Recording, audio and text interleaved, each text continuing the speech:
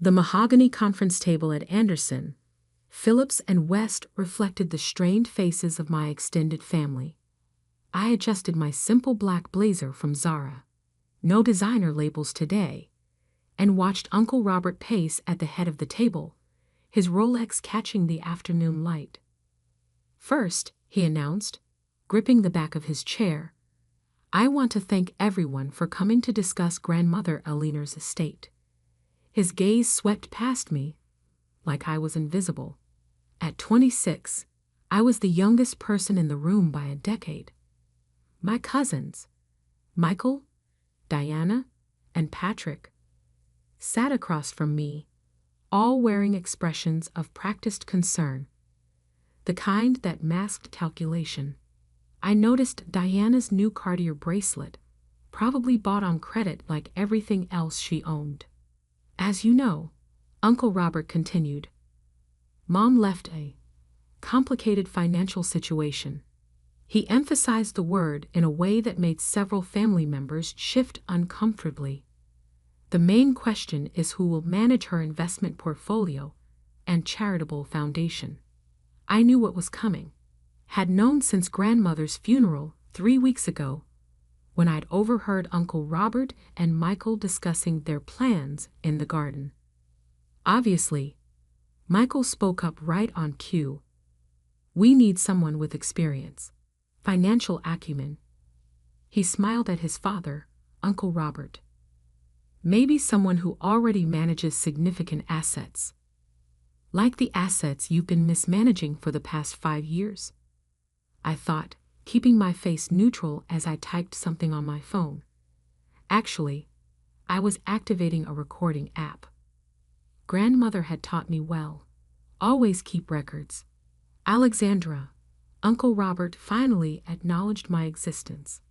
"I know Mom spent time teaching you about investments in her final years." It was sweet. His condescension made Diana smirk.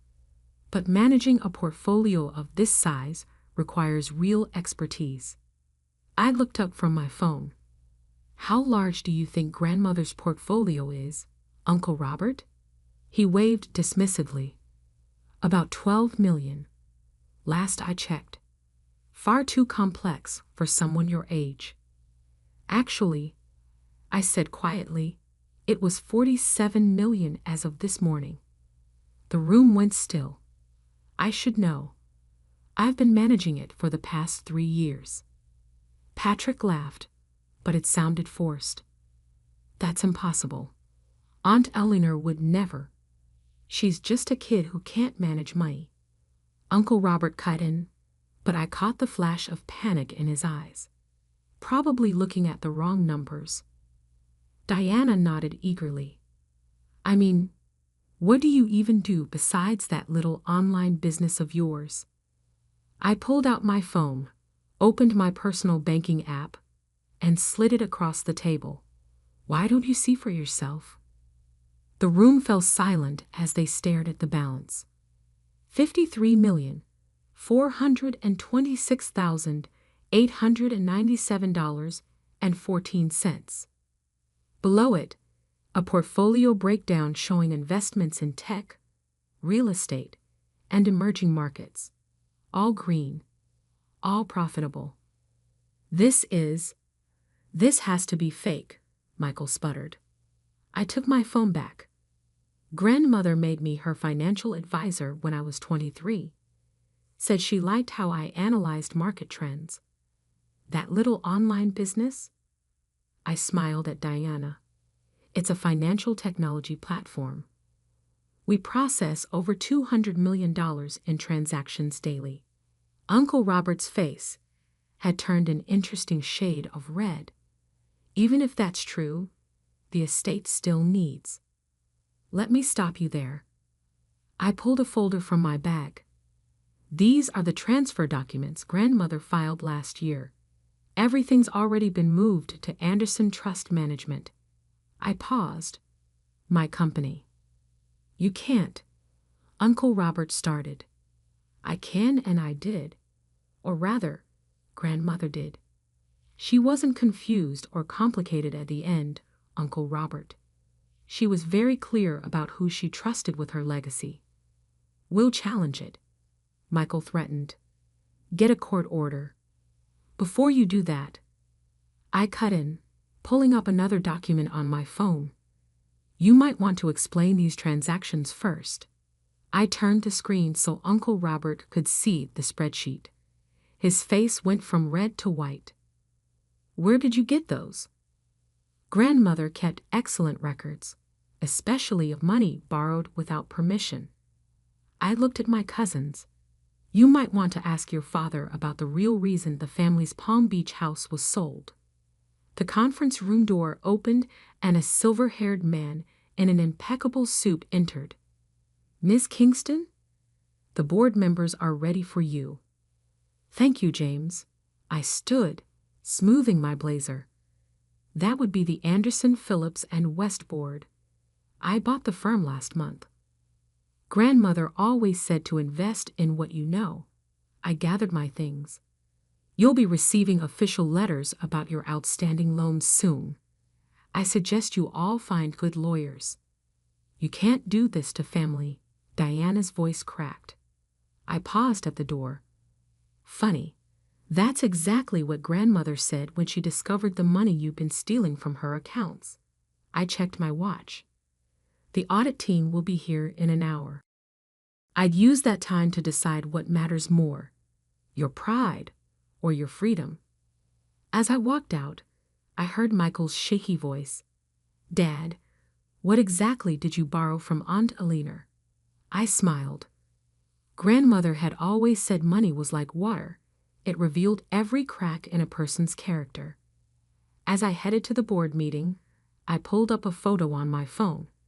Grandmother and me at my college graduation. Both of us smiling. She taught me more than just investing. She taught me how to handle sharks. And we were just getting started. That evening, I sat in Grandmother Eleanor's study. Now my study, in the Victorian mansion she'd left me. The room still smelled of her signature jasmine perfume. But her antique desk now held my modern laptop alongside her vintage Tiffany lamp. My phone hadn't stopped buzzing since the family meeting. 37 missed calls from Uncle Robert, 23 from Michael, 15 from Diana. Even Patrick, usually the quiet one, had tried 5 times. I opened my laptop and pulled up the file labeled Eleanor Protection Protocol, the document that had started everything 3 years ago. 3 years earlier. "Watch this," Grandmother had said, her elegant fingers flying across her keyboard with surprising speed. "See how Robert moves money between accounts. Always on the 15th of each month." I leaned closer, studying the transaction patterns. "He's hiding something." "Hiding many things, dear." She'd smiled, but it hadn't reached her eyes. "Your uncle thinks because I'm old, I don't understand modern banking, but I've been tracking every penny since before he was born." That night, she'd shown me everything. The secret accounts, the falsified loan documents, the systematic theft from her foundation. She'd been gathering evidence for years, waiting for someone she could trust. A knock at the study door pulled me back to the present. "Come in, Marcus." My head of security entered, holding a thick folder. "The surveillance reports you requested, Miss Kingston, from the past week." I opened the folder, spreading out photos across the desk. Uncle Robert meeting with his lawyer at midnight. Michael emptying his office at the family's investment firm. Diana making 3 trips to her safety deposit box. "They're panicking," Marcus observed. "Good." I pulled up another file on my laptop. "Have our teams finished the complete audit?" "Yes. The numbers are worse than we expected." He handed me another document. "Your uncle wasn't just stealing from Mrs. Eleanor. He was running a complete Ponzi scheme through the family investment firm."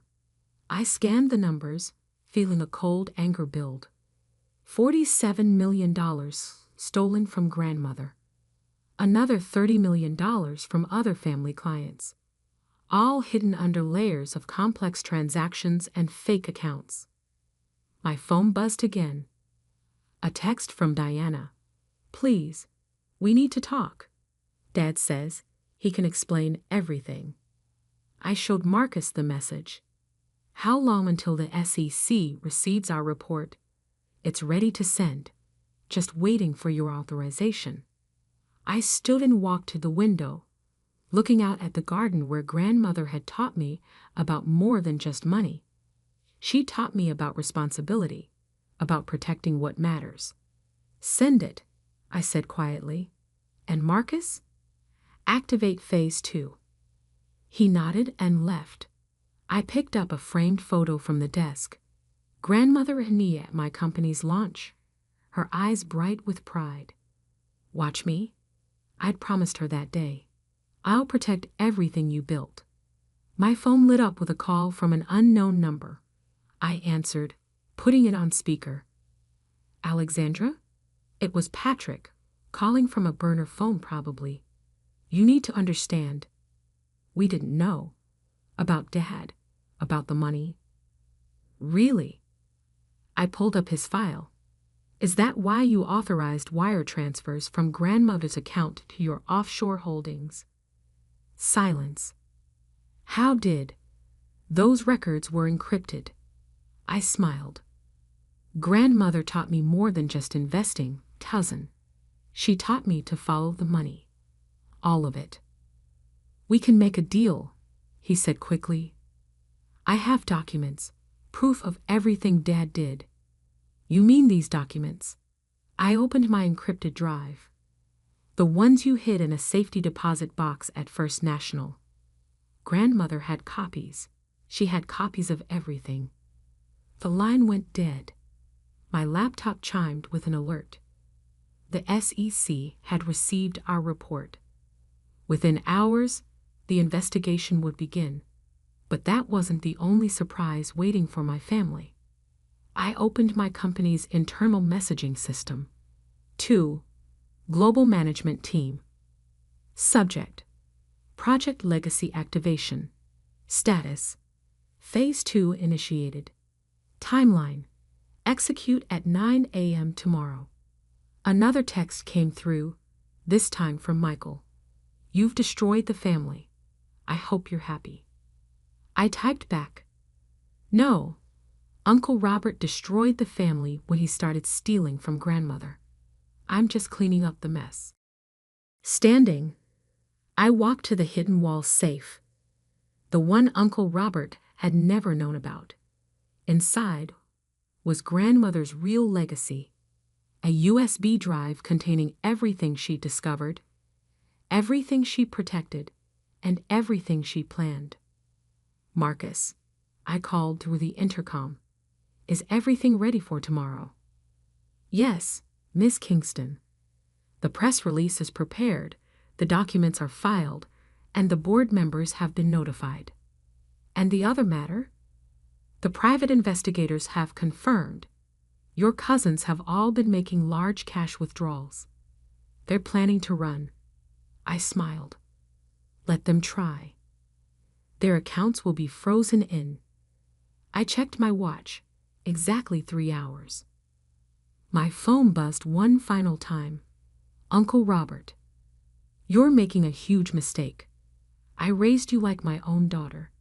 I typed back, "No, Uncle Robert. Grandmother raised me. She raised me to see through men like you." Tomorrow, they would learn exactly what that meant. Tomorrow, when phase 2 began, they'd understand why grandmother had chosen me to protect her legacy. I touched the jasmine perfume bottle on the desk. "Watch me, grandmother. Watch me finish what you started." The real game was about to begin. The next morning, I arrived at Anderson Phillips and West's headquarters precisely at 8:45 a.m. The lobby's marble floors reflected the chaos unfolding. Security teams escorting employees from Uncle Robert's old department, federal agents reviewing documents, and reporters gathering outside the glass doors. My phone lit up with a news alert. BREAKING. Major financial fraud uncovered at Kingston Investment Group. SEC launching full investigation. Right on schedule. Ms. Kingston. Marcus appeared at my elbow.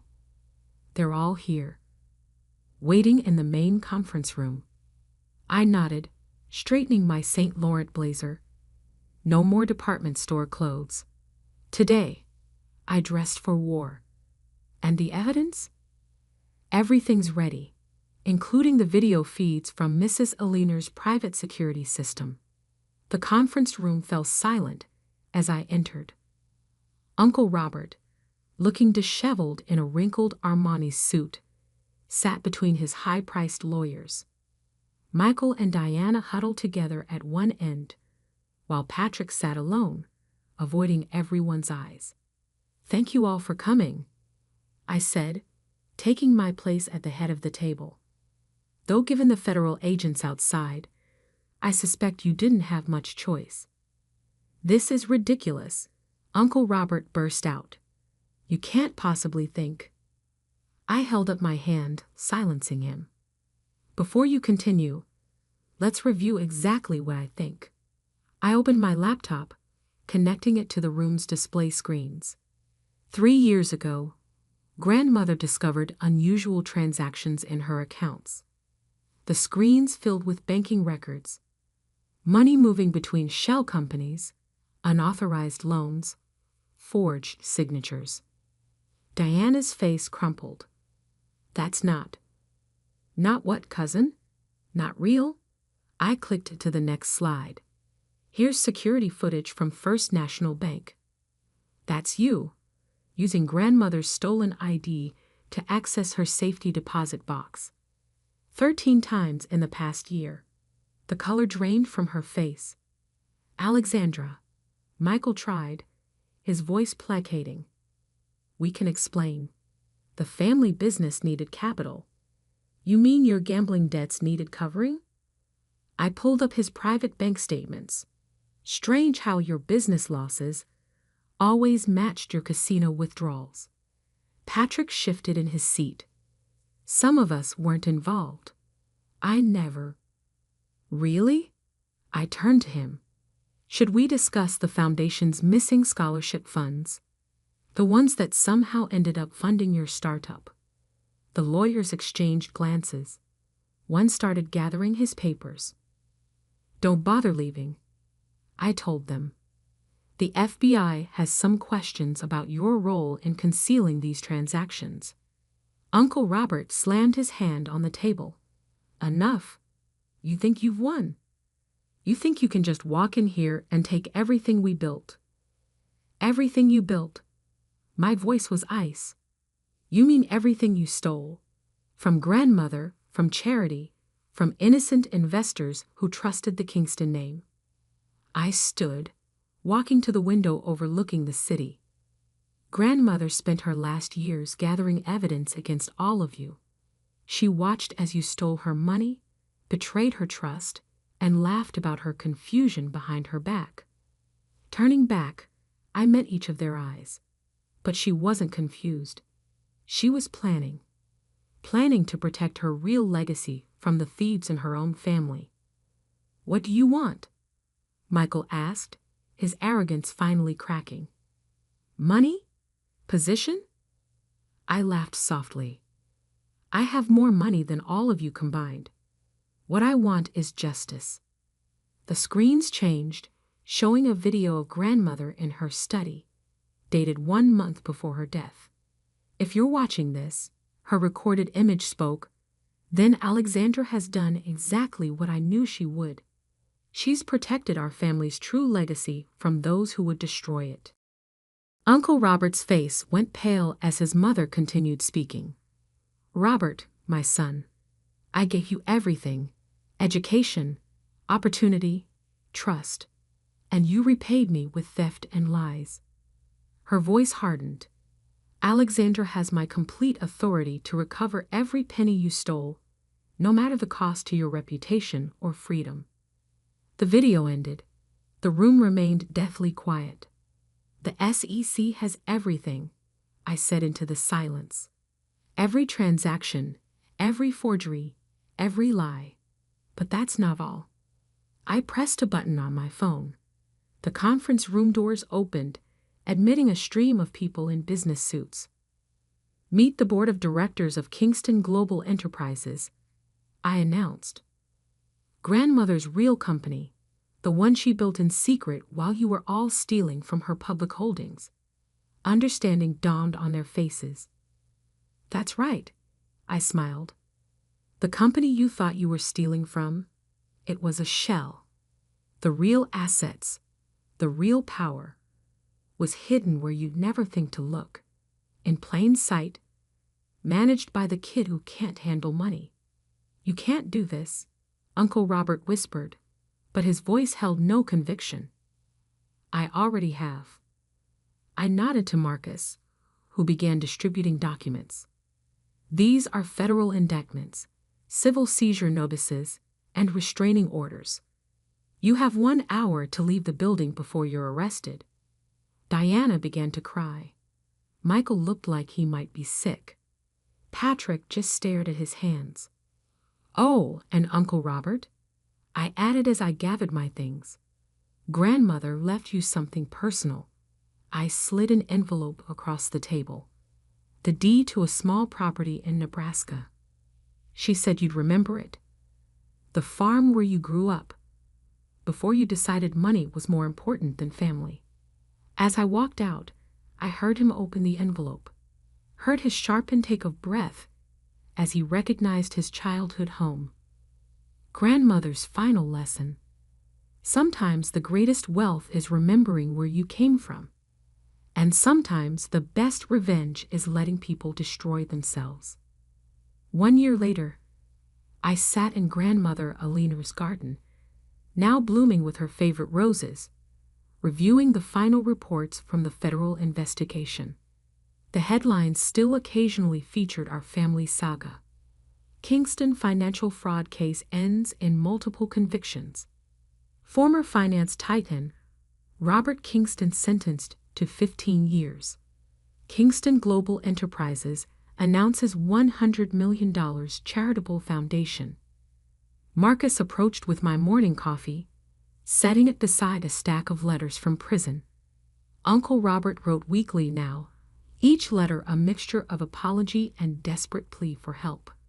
I'd yet to respond to any of them. The last of the restitution payments have been processed, Marcus reported. All the defrauded investors have been made whole. I nodded, touching the jasmine perfume bottle I kept on my outdoor desk. Grandmother's signature scent, and the foundation's new scholarship program, fully funded. The first class of 50 students starts this fall. He paused, including Diana's daughter. That made me look up. My cousin Diana, now serving 3 years for fraud, had one request before being taken to prison: that her 16-year-old daughter Emma not suffer for her mistakes. Emma's grades qualified her fairly, I said. Grandmother always said talent shouldn't be wasted, even if it runs in complicated families. My phone buzzed with a text from Patrick, the only cousin who'd avoided jail by turning state's evidence. He worked as a junior analyst at a small firm in Nebraska now, living in the apartment above Uncle Robert's childhood farm. Thank you for giving Emma the chance I wasted. His message read. Grandmother would be proud. Maybe. But she'd also taught me to be careful with second chances. I opened my laptop to review the morning's trading reports. Kingston Global Enterprises had doubled in size since taking over Uncle Robert's legitimate assets. Turns out, when you removed the fraud and corruption, there was actually a solid business beneath. Miss Kingston? Marcus interrupted my thoughts. Michael's wife is here. About the house. I'd given her until the end of the month to vacate their mansion, now company property after the asset seizure. She'd been surprisingly dignified about it, unlike Michael, who tried to hide assets until the very end. Show her in. Sarah Kingston appeared, elegant even in obvious distress. Alexandra, I know I have no right to ask. The children's trust funds are intact. I cut in gently. Grandmother set them up through my company years ago, where Robert couldn't touch them. They'll have enough for college. The relief on her face made me think of another day in this garden, years ago. Flashback. Money is neutral, Alexandra. Grandmother had said, tending her roses. It's not good or evil. It simply amplifies what's already in a person's heart. Is that why Uncle Robert, I'd started, became a thief? She'd smiled sadly. Robert forgot where he came from. That farm in Nebraska taught him the value of hard work, but success made him forget those lessons. She turned to me. Promise me you'll remember. Wealth isn't about having money. It's about what you do with it. Present day. There's an apartment, I told Sarah. 3 bedrooms, good school district. The trust will cover rent until you find work. My HR department has some leads if you're interested. She stared at me. Why? After what Michael did. Because grandmother believed in second chances, but only for those who earn them. After she left, I walked through the mansion's halls, now lined with photos telling our family's real history. Grandmother as a young investor, building her first company. The farm in Nebraska where she'd grown up poor but determined. Me at graduation, receiving the keys to her secret empire. My phone buzzed again. A message from the prison warden. Uncle Robert wanted another visit. I deleted it without responding. Some bridges couldn't be rebuilt. Marcus appeared with more papers to sign. The board approved your proposal for the tech incubator. We can start accepting applications from young entrepreneurs next month. I smiled, signing the documents. 20 promising startups would receive funding and mentorship, just as grandmother had once mentored me. Her legacy growing in unexpected ways. Oh, and this came for you. He handed me an envelope, heavy cream paper with familiar handwriting. Inside was a letter grandmother had written years ago, with instructions to deliver it today, the anniversary of her passing. My dearest Alexandra, if you're reading this, you've done exactly what I knew you would. Protected our legacy, while teaching some difficult but necessary lessons about the true value of wealth. The money was never the point. It was about character, about choosing what kind of person you want to be when faced with the temptations of power. Robert chose greed. Your cousins chose ease over ethics. But you, my darling girl, chose wisdom. You learned that true wealth lies not in what you have, but in what you build for others. The garden you're sitting in was once just dirt and dreams. Like everything worthwhile, it needed patience, care, and the courage to cut away what doesn't serve its growth. Take care of our legacy, but don't let it consume you. Build something new, something that serves not just our family's redemption, but the world's need for more people who understand that money is meant to grow more than just wealth. I'm proud of you, not for what you've achieved, but for who you've become. All my love, grandmother. I folded the letter carefully, touching the dried rose petal that had fallen from its folds. Outside, the garden bloomed, its roots deep and strong, just like the legacy she trusted me to protect. Some fortunes are measured in dollars, but the greatest wealth, I'd learned, was in proving worthy of an extraordinary woman's trust. That was the real inheritance, and I planned to make it grow. I never planned to keep my success a secret, but when you grow up with parents like mine, you learn that sometimes silence is your greatest weapon. My name is Sarah Chin, and this is the story of how I built a $900 million company when my family thought I was failing. The garden table at my parents' weekly family dinner felt smaller than usual that Friday evening. Maybe it was the weight of the news I knew was about to break, or maybe it was just the suffocating disappointment that seemed to radiate from my mother's perfectly pressed silk blouse. "Sarah, darling," Mom began, delicately cutting into her salmon. "I ran into Janet Wong at the club yesterday. Her daughter Jessica just made junior partner at Goldman Sachs." She paused, letting the achievement hang in the air like a guillotine blade. "Wasn't she in your class at Harvard?" I took a slow sip of water, already knowing where this was heading. "Yes, Mom, we had several classes together." "Such a smart girl," Dad chimed in, not looking up from his phone. "Following the proper path. Unlike some people who throw away perfectly good careers to play entrepreneur in their garage." 3 years ago, their words would have cut deep, but tonight, they barely touched me. I checked my watch, 7:45 p.m. 15 minutes until the Wall Street Journal article went live. "Speaking of my garage startup," I said, pulling out one of my business cards and sliding it across the table. "I brought you a new card. We rebranded last month." Dad picked it up between his thumb and forefinger like it might be contaminated. "Chin Innovations," he read with a smirk. "Very original, Sarah. What happened to that cute little name you had before? Something about butterflies?" "Chrysalis Tech," I corrected him. "We outgrew it." Mom put down her fork, concern etched across her perfectly maintained features. "Sweetheart, I think it's time we had a serious discussion about your future. You're 32 now. All your cousins are established in their careers, starting families." "I have a career, Mom. Playing with computers in your garage is not a career." Dad's voice rose as he slapped my business card down. "We didn't spend a fortune on your education so you could waste your life on this hobby." I felt a familiar tightness in my chest, the same one I felt 3 years ago when I quit my prestigious consulting job to start my company. Back then, their disapproval had nearly crushed me. Now it just served as fuel. "Do you even make any money?" Mom pressed. "When was the last time you took a real vacation or bought new clothes? That blouse you're wearing, I swear I saw it at last year's Christmas dinner." I touched the simple blue silk blouse, one of my favorites, actually, and smiled. "I do all right, Ma." "All right," Dad scoffed. "Your brother James just closed a $50 million deal at his firm.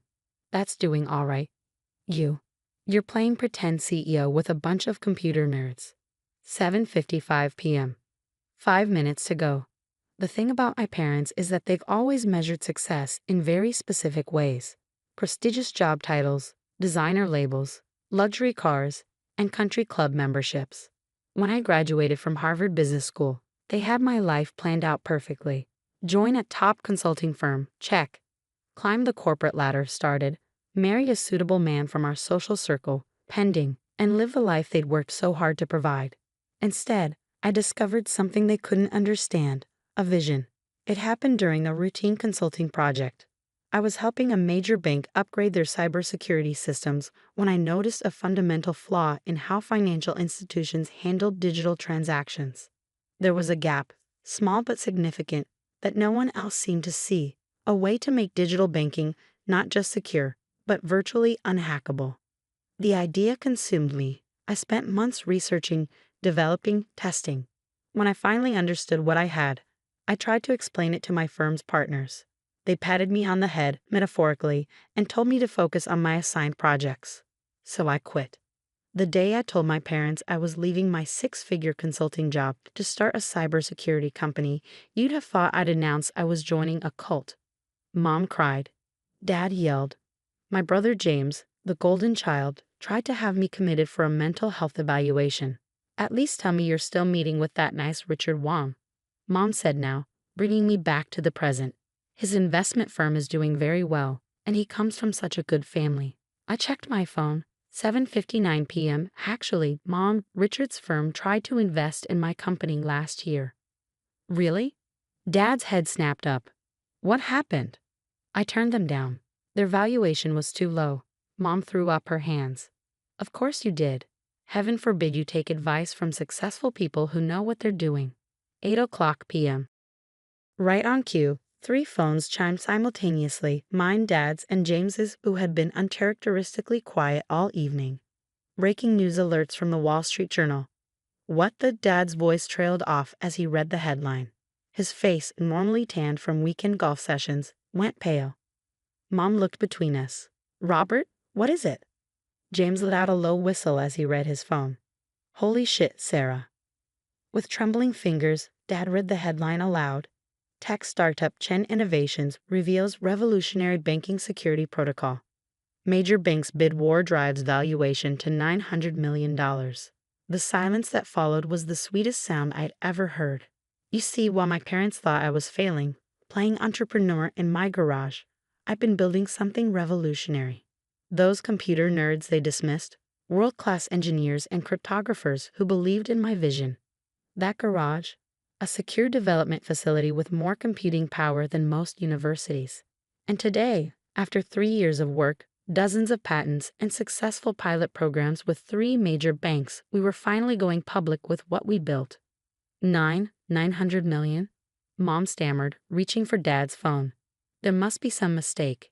No mistake, I said quietly, taking another sip of water. The valuation is actually low. We turned down a $1 billion offer from Goldman last week. They wanted too much control. Dad's hand shook as he poured himself more wine, spilling some on the pristine tablecloth. Mom didn't even notice, too busy scrolling through the article, her eyes growing wider with each paragraph. The article doesn't even tell the whole story. I continued, warming to my subject. Would you like to know how many banks are currently bidding for our technology? Or how many government agencies have requested meetings? Or maybe you'd be interested in knowing that Richard Wong's firm is now offering 20 times what they offered last year. James let out another whistle. Sis, why didn't you tell me? I could have helped with the legal side. The same way you helped by suggesting I needed psychiatric help when I started the company. He had the grace to look ashamed. Mom finally found her voice. But your clothes, your car, you live in that tiny apartment. I smiled, thinking about the real estate agent who was quietly finding me a new home. Did it ever occur to you that I might have different priorities than designer labels and luxury cars? That success isn't always visible on the surface. All this time, Dad muttered, still staring at his phone. All those dinners where you mocked my choices, belittled my dreams, treated me like a failure. I kept my voice calm, but I could feel years of frustration bubbling up. Yes, Dad, all this time. The garden fell silent again, broken only by the gentle splash of the fountain Mom had imported from Italy. In that moment, I saw my parents clearly, perhaps for the first time. They weren't the all-knowing arbiters of success I'd once thought them to be. They were just people trapped in their own narrow view of what achievement should look like. My phone buzzed again. Another news alert, another article about Chen Innovations. Soon the calls would start. Investors, journalists, potential clients. Our quiet phase was over, and everything was about to change. I stood up, smoothing down my old silk blouse. I should go. It's going to be a busy few days. Sarah, wait, Mom called out as I reached for my bag. We should celebrate. I'll call the club, arrange a party. Actually, I'm hosting a company celebration next week. Nothing fancy, just a dinner for my team. The brilliant computer nerds who helped build this company. You're welcome to come if you'd like to meet them. I walked to my car, my practical 3-year-old Toyota, leaving them at the table, still shell-shocked. As I drove away, I caught a glimpse of them in my rearview mirror. Dad still staring at his phone, Mom dabbing at her eyes with her napkin, James shaking his head in disbelief. Part 2. The Truth Behind Success. The next morning, my office was barely recognizable. Gone was the peaceful space where I built my company. In its place, a whirlwind of activity filled every corner. PR teams huddled around conference tables, investors waited in the lobby, and my phone hadn't stopped ringing since dawn. Sarah, Goldman's on line 3, my assistant Rachel called out as I navigated through the chaos. And your mother's called 6 times. I paused. Of course she had. Take messages for both. My garage startup occupied the top 3 floors of a renovated warehouse in the city's tech district. Not that my parents had ever visited to know this. The garage they imagined was actually 30,000 square feet of state-of-the-art research and development space. The computer nerds were a team of over 100 brilliant engineers, cryptographers, and security experts from around the world. Team meeting in 5, I announced, heading to our main conference room. As I walked, I caught my reflection in a window, still wearing yesterday's old silk blouse. Mom would be horrified. The thought made me smile. The conference room filled quickly. These faces, some tired from working through the night, others excited by our public revelation, were the real story behind Chen Innovation's success. People who believed in the vision when it was just sketches on a whiteboard. First, I began, looking around the room. Thank you all for your extraordinary work. The security protocols we've developed together will change how the world handles digital transactions. You should be proud. Dr. Patel, our lead cryptographer, raised his hand. What about the acquisition offers? Ah, the billion-dollar question. Literally. As of this morning, we've received offers from 6 major banks and 3 tech giants. I paused, letting that sink in. But we're not selling. The room erupted in cheers. They understood what I'd known from the beginning. Our technology was too important to be controlled by any single institution. My phone buzzed again. Another text from Mom. Darling, the club is free next Saturday for your celebration. I've already spoken to the event planner. I put the phone away. She still didn't get it. Later that afternoon, as I finally caught a moment alone in my office, my mind wandered back to how this all started. Not the moment I discovered the security flaw. That was just the spark. The real beginning was a conversation I had with my grandmother before she passed away. I was still at my consulting job, miserable but too afraid to leave. Grandma Chen, unlike her son, my father, had built something from nothing. She'd arrived in America with $10 and a dream, eventually building a successful import-export business. Sarah, she'd said, holding my hand in her hospital room. There are 2 kinds of people in this world. Those who build their dreams and those who live in the dreams others built for them. Your father, he chose the second path. But you, my girl, you have the builder's spark in your eyes. She passed away 2 weeks later. I quit my job the next day. The early days were brutal. I emptied my savings, sold my designer wardrobe, much to Mom's horror, and moved into a tiny apartment to fund initial development. My first team members worked for equity because I couldn't afford salaries. We really did start in a garage, my landlord's, actually, which we rented for extra workspace. Dad's words from those days still echoed. You're throwing your life away on a fantasy. But we weren't. Every sleepless night, every failed test, every ramen dinner brought us closer to something revolutionary. Our security protocol didn't just patch the vulnerability I'd discovered, it completely reimagined how digital systems could protect themselves. A knock at my office door broke through my memories. James stood there, looking uncomfortable in his $1,000 suit. The receptionist almost didn't let me up, he said, attempting a joke.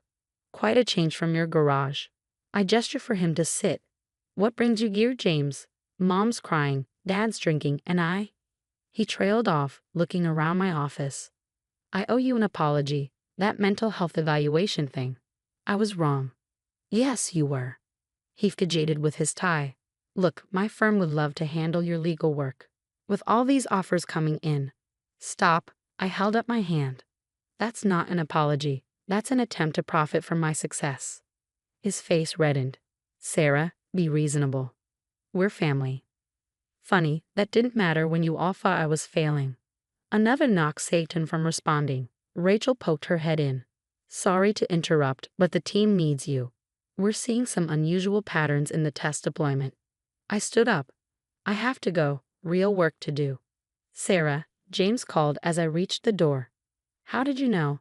How did you know it would work when everyone said you were crazy? I thought about Grandma Chen, about those early days in the actual garage, about the moment our first prototype succeeded. I didn't know, I answered honestly. I just knew I had to try. That's the difference between builders and dreamers, to James. Builders don't need certainty. They just need courage. Leaving him in my office, I headed to the R&D floor where my team was gathered around a bank of monitors. This was my real family, the ones who believed, who built, who sacrificed. Dr. Patel waved me over. Look at this pattern in the neural network. It's evolving faster than our projections. As I lost myself in the technical discussion, my phone buzzed one last time. A text from Mom. Darling, please. Let us make this right. We're having a small dinner party tomorrow. Just a few close friends who'd love to hear about your success. I turned off the phone. They still didn't understand. This wasn't about them anymore. It never really was. That evening, as the office finally quieted, I stood at the window looking out over the city. 3 years ago, I'd walked away from everything my parents valued. Prestige, security, status. In their eyes, I'd chosen certain failure. But standing there, watching the sunset reflect off neighboring buildings, I realized something important. Success isn't just about proving others wrong. It's about proving yourself right. My practical Toyota still sat in the parking lot, now surrounded by news vans. The old silk blouse hung comfortably on my shoulders. Tomorrow, I face more investors, more journalists, more family drama. But tonight, in this moment, I was exactly where I needed to be. My phone lay silent on my desk, but I knew what was happening across town. Mom would be calling her friends, trying to spin this revelation into something that fit her worldview. Dad would be researching my company, finally reading the patents he dismissed as fantasy. James would be calculating how to benefit from his connection to me. Let them. Their actions said more about them than they ever did about me. Dr. Patel appeared at my door. "Sarah, the team's ordering dinner. That little Vietnamese place you love. Want to join?" I smiled, thinking about the celebration Mom was probably still planning at the country club. Absolutely. As we walked to the elevator surrounded by empty energy drink cans and whiteboards covered in complex algorithms, I felt a deep sense of peace. This was success, not the valuation, not the headlines, but this. Building something meaningful. Leading a team that shared my vision. Staying true to myself even when everyone I loved said I was wrong. The next morning, a package arrived at my office. Inside was an old, worn business card for Chen Imports and Exports, and a handwritten note. "Found this in your grandmother's things. Thought you should have it. Dad." I pinned the card to my wall, right next to my joke of a business card that he'd mocked just days ago. Grandma Chen would have understood. She would have been proud not of the $900 million valuation, but of the courage it took to get here. My phone buzzed. Rachel this time. The Pentagon's on line 1. They want to discuss potential applications. I smiled, picking up the phone. Time to build something even bigger. Because that's what builders do. We don't wait for permission. We don't need validation. We see possibilities where others see problems, and we have the courage to chase them. As for my parents, maybe someday they'll understand that success isn't always measured in designer labels and country club memberships. Maybe they'll learn that true achievement often comes quietly, wrapped in determination and late-night coffee runs rather than silk and status. But even if they don't, I know who I am. I'm Sarah Chin, and I build things that matter. The afternoon sun filtered through the crystal chandeliers of the Riverside Country Club's main dining room, casting elegant patterns across the pristine white tablecloths and gleaming silverware. From my seat near the windows, I had a perfect view of the manicured golf course that stretched toward the river, its emerald fairways dotted with perfectly placed sand traps and water hazards. I'd chosen this table deliberately, not just for the view, but because it offered the best vantage point to observe the family reunion lunch that was taking place across the dining room. My extended family had gathered to celebrate my grandmother's 80th birthday, and as usual, I was watching from a distance rather than participating directly. The Williams family had always been complicated. Old money, old traditions, and very old prejudices about who belonged and who didn't. My grandmother Eleanor had married my grandfather in 1962, bringing together two established families with deep roots in the community. Their children and grandchildren had grown up expecting certain privileges, certain social positions, and certain standards of behavior. I had never quite fit their definition of appropriate family behavior.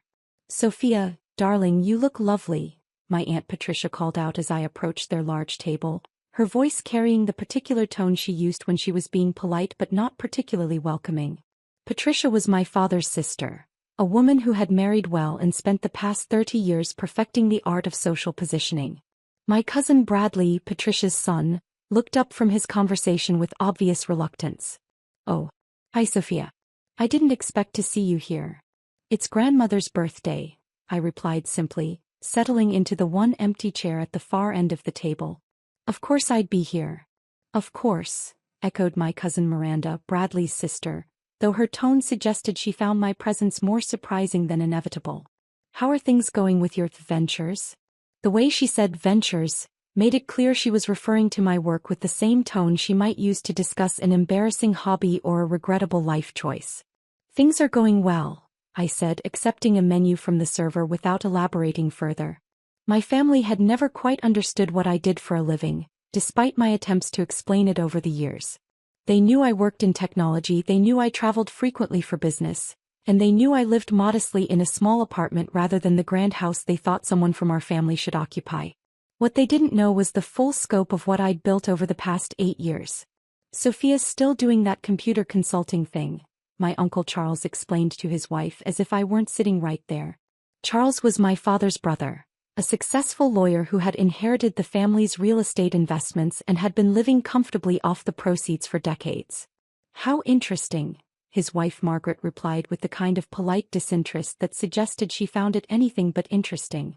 My grandmother, the guest of honor, smiled at me warmly from her seat at the head of the table. Sophia dear, tell us about your recent travels. Patricia mentioned you were in Asia again. I was in Singapore and Tokyo for a few weeks, I confirmed. Working with some international clients. Still doing that freelance work? Bradley asked, and I could hear the subtle condescension in his voice. At 32, Bradley worked for his father-in-law's investment firm and had never failed to remind family gatherings that he was building something substantial rather than playing around with computers. Something like that, I said quietly. The conversation moved on to other topics. Miranda's upcoming charity gala, Charles's latest golf tournament, Patricia's new interior designer. I listened with half an ear while studying the room around us, noting the details that had become familiar over the past 18 months. The Riverside Country Club had been the social center of our community for over a century. Founded in 1895, it occupied 200 acres of prime real estate along the river, with an 18-hole championship golf course, tennis courts, swimming pools, and dining facilities that rivaled the finest restaurants in the city. Membership was exclusive, expensive, and passed down through families like a precious heirloom. My family had been members since the 1940s, when my great-grandfather had first achieved the social status necessary to gain admission. The club represented everything they valued: tradition, exclusivity, and the kind of social connections that opened doors and created opportunities. It was also, as of 18 months ago, mine. The salmon is excellent today, my grandmother said, interrupting my thoughts. Sophia, you should try it. I'll probably just have the salad, I replied, though not because of cost considerations as my family undoubtedly assumed. Still watching the budget? Miranda asked with false sympathy. It must be difficult managing finances when you don't have a steady income. I looked at my cousin, a woman who had never worked a day in her life but who felt qualified to lecture me about financial responsibility, and smiled. I manage. Have you thought about looking for something more stable? Bradley asked. I mean, the freelance lifestyle might seem exciting when you're young, but eventually you need to build towards something permanent. Something with benefits, Patricia added helpfully. Health insurance, retirement planning. The things that really matter as you get older. I was 30 years old, hardly ancient, but my family had a talent for making me feel like an irresponsible child whenever we gathered together. I have benefits, I said simply. Through some kind of freelancer association? Charles asked, clearly trying to be helpful despite his obvious skepticism about my career choices. Something like that. The truth was more complicated than they could imagine. At 15, I'd started coding as a hobby, teaching myself programming languages and building simple applications for fun. By 18, I was creating websites for local businesses to help pay for college. By 22, I'd developed a mobile app that had been acquired by a major tech company for $12 million. That acquisition had provided the seed money for what became Williams Digital Solutions, a consulting firm that specialized in helping traditional businesses integrate advanced technology systems. Over the past 8 years, WDS had grown from a one-person operation run out of my apartment to a company with 47 employees and offices in 6 countries. But my family still thought I was struggling to make ends meet as a freelance computer consultant. Well, my grandmother said diplomatically, I'm proud of all my grandchildren for following their own paths. Of course, grandmother, Miranda said quickly. We all support Sophia's choices. The word choices hung in the air with the same dismissive weight that Ventures had carried earlier. Speaking of choices, Bradley said, leaning back in his chair with obvious satisfaction, I have some exciting news to share with everyone. All attention turned to my cousin, who was clearly relishing his moment in the spotlight. Jennifer and I just put in an offer on the Morrison estate, he announced proudly. If everything goes through, we'll be moving into one of the most prestigious properties in the city. The table erupted in congratulations and excited questions. The Morrison estate was indeed one of the most sought-after properties in our area. A sprawling mansion on 20 acres with views of both the river and the city skyline. How wonderful! Patricia exclaimed.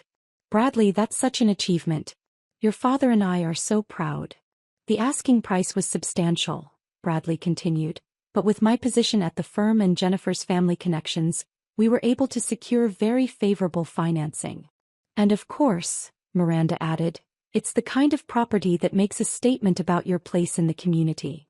I listened to the excited chatter about my cousin's real estate acquisition, remembering the phone call I'd received from my investment advisor just 2 weeks earlier. Sophia, he'd said, the Morrison estate is finally coming on the market.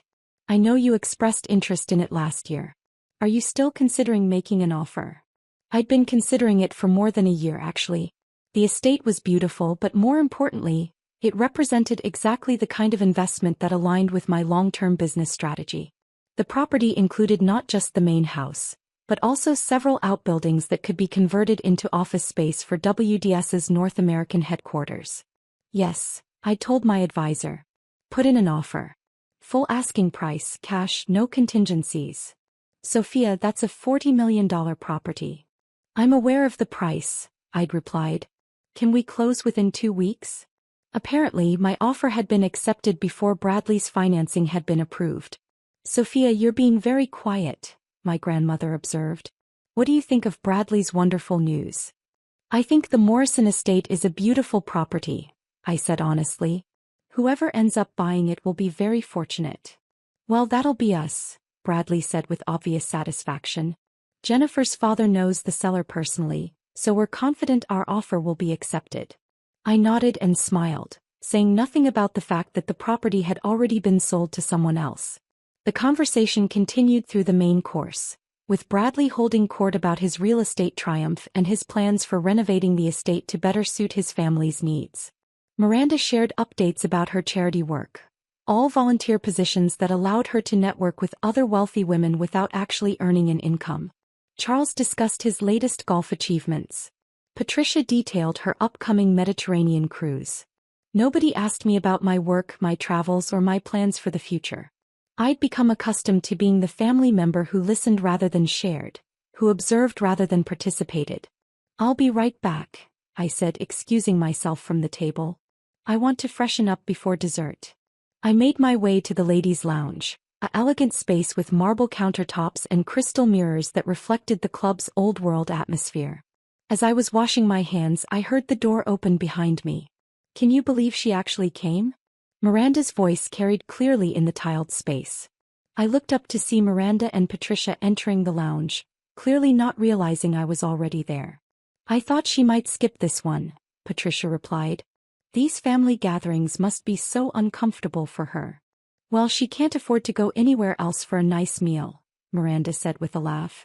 This is probably the only time she gets to eat somewhere decent. It's sad really, Patricia added. She's 30 years old with no real career, no husband, no prospects. Living in that tiny apartment, pretending that computer hobby of hers is a real business. At least she's trying, Miranda said, though her tone suggested this was damning with faint praise. Even if she's not very successful at it. I cleared my throat softly and both women turned to see me standing at the sink. Their faces went red with embarrassment. Sophia, Patricia said quickly. We were just having a private conversation, I finished calmly. I understand. I dried my hands deliberately and walked past them toward the door, but Miranda's voice stopped me. Sophia, you know we support you, right? We're family. We want you to succeed. I turned back to look at my aunt and cousin, seeing the mixture of guilt and condescension in their expressions. I know exactly what you want, I said quietly and left the lounge. When I returned to the dining room, dessert was being served. My grandmother's favorite chocolate cake from the club's renowned pastry chef. The conversation had moved on to Miranda's upcoming charity auction, but I could feel the tension from the three women at the table. "Sophia," my grandmother said warmly, "I ordered you a piece of the chocolate cake. I know it's your favorite too." "Thank you, grandmother," I said, genuinely touched by her thoughtfulness. "So tell me," Eleanor continued, "when will you be traveling again? I worry about you being away so much." "I'll probably be going to London next month," I said. "And then Berlin in the spring." "More consulting work?" Charles asked, though his tone suggested he was struggling to understand what kind of consulting required so much international travel. "Yes, we're expanding our European operations." "We." Bradley caught the pronoun immediately. "My company," I clarified. "Williams Digital Solutions." "I thought you were freelancing," Miranda said, still looking uncomfortable from our encounter in the lounge. "I was initially, but the business has grown over the years." "How grown?" Bradley asked, and I could hear genuine curiosity in his voice for the first time all afternoon. Before I could answer, Robert Chin, the club's general manager, appeared at our table. Robert had been managing the Riverside Country Club for 5 years, transforming it from a slightly outdated institution into one of the most prestigious and profitable private clubs in the region. "Good afternoon, everyone," Robert said with his usual professional smile. "I hope you're all enjoying Mrs. Williams's birthday celebration." "Everything has been lovely, Robert," my grandmother replied. "Please give our compliments to the chef." "I certainly will." Robert's attention turned to me. "Ms. Williams, I wanted to let you know that the quarterly reports you requested are ready for your review. Should I have them sent to your usual table?" The table went completely silent. I could feel every pair of eyes staring at me, could sense the confusion and growing suspicion in the air. "That would be fine, Robert," I said calmly. "Thank you." "Of course. And the renovations to the East Wing are proceeding on schedule. The new private dining rooms should be ready for the spring season." "Excellent. I'll want to see the progress tomorrow. I'll arrange a walkthrough for 10 a.m. if that works for you." After Robert left, the silence stretched on for what felt like hours. Finally, Bradley found his voice. "Sophia," he said slowly, "what quarterly reports is he talking about?" I took a sip of my coffee, considering how much to reveal. The truth was going to come out eventually. My family would figure out what was happening when Bradley's real estate deal fell through and he started asking questions. "The club's quarterly financial reports," I said simply. "Why would you need to review the club's financial reports?" Patricia asked, though her voice suggested she was beginning to suspect the answer. "Because I own the club." The silence that followed was so complete that I could hear conversations from other tables, could hear the distant sound of golf carts on the course outside, could hear my own heartbeat in my ears. "You what?" Miranda whispered. "I own the Riverside Country Club," I repeated calmly. "I purchased it 18 months ago when the previous ownership group decided to sell." Bradley's mouth was opening and closing like a fish out of water. "You bought the country club?" "The real estate, the facilities, the golf course, and the business operations," I confirmed. "It's been one of Williams Digital Solutions' most successful investments." Charles was staring at me like I'd grown a second head. "Williams Digital Solutions owns the Riverside Country Club?" "Among other properties," I said. "We've been diversifying into hospitality and real estate as part of our long-term growth strategy." "How much did it cost?" Patricia asked, her voice barely above a whisper. $68 million, I replied. "Though we've invested another $12 million in renovations and improvements since then." My grandmother was the first to recover from the shock. She began laughing, a warm, delighted sound that filled the sudden silence. "Sophia dear," she said, her eyes twinkling with amusement, "I think you've been keeping secrets from your family." "Just a few," I admitted. "A few," Bradley repeated. "You own an $80 million country club and you call that a few secrets?" "The club is just one asset," I said. "Williams Digital Solutions has a diversified portfolio." "How diversified?" Charles asked, though he looked like he wasn't sure he wanted to know the answer. I pulled out my phone and opened the summary report my CFO had sent me that morning. Currently, WDS has assets of approximately $2.4 billion. I said, reading from the report. We employ 847 people across 6 countries, and our annual revenue last year was $340 million. The silence returned, deeper and more stunned than before. You're a billionaire, Miranda said finally. On paper, I confirmed. Most of the value is tied up in business assets and real estate investments. Like the Morrison estate? Bradley asked, and I could see the dawning realization in his eyes. Among others, I said. We closed on the Morrison property last week. It'll be converted into our North American headquarters and research facility. Bradley's face went through several interesting color changes before settling on an unhealthy shade of gray. You bought the Morrison estate out from under me? I made a better offer, I said gently. Full asking price, cash, no contingencies. In business that usually wins. But you let me talk about it all through lunch, he said, his voice rising. You let me tell everyone about my real estate triumph, knowing that you'd already bought the property. You didn't ask if I knew anything about it, I pointed out. And I didn't want to spoil grandmother's birthday celebration with family drama. Patricia was shaking her head in disbelief. All this time we thought you were struggling. We thought you needed help. I know what you thought, I said, remembering the conversation I'd overheard in the ladies' lounge. I heard Miranda and you discussing my financial situation earlier. Miranda's face went bright red. Sophia, I'm so sorry. We had no idea.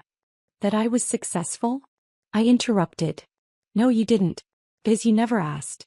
You made assumptions based on the fact that I drive a modest car and live in a small apartment. Why do you live in a small apartment if you can afford anything you want? Charles asked, genuinely puzzled. Because I don't need a mansion, I said simply. I travel more than half the year for business. When I'm home, I want a comfortable space that's easy to maintain, not a showcase property. And the car? Patricia asked. It's efficient and reliable. I don't need to impress anyone with my transportation choices.